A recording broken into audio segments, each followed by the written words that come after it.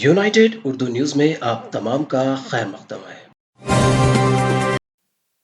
हुकूमत दिल्ली ने फिलहाल नई एक्साइज पॉलिसी को वापस लेने का फैसला किया है और सिर्फ सरकारी ज़ेर इंतजाम दुकानात से शराब की फरोख्त की हिदायत दी है। Deputy chief minister Manish Sisodia ने कल ये बात बताई। शहर में कायम 468 शराब की दुकानात को 1 अगस्त से बंद कर दिया जाएगा क्योंकि इनके लाइसेंसों की मियाद खत्म हो चुकी है और नई एक्साइज पॉलिसी की मियाद 31 जुलाई को खत्म हो जाएगी। सिसोदिया ने बीजेपी को निशाना तनकीद बनाते हुए इल्जाम आयद किया कि वो लोग गुजरात में शराब का गैर कानूनी कारोबार चला रहे हैं और दिल्ली में भी यही करना चाहते हैं। डिप्टी चीफ मिनिस्टर ने जिनके पास एक्साइज का कलमदान है अखबारी नुमाइंदों को तफसीलात से वाकिफ कराते हुए कहा कि दिल्ली के चीफ सेक्रेटरी को इस बात को यकीनी बनाने की हिदायत दी गई है कि अब शराब सिर्फ सरकारी दुकानों के जरिए फरोख्त की जाए और इसमें कोई अफरा तफरी न हो।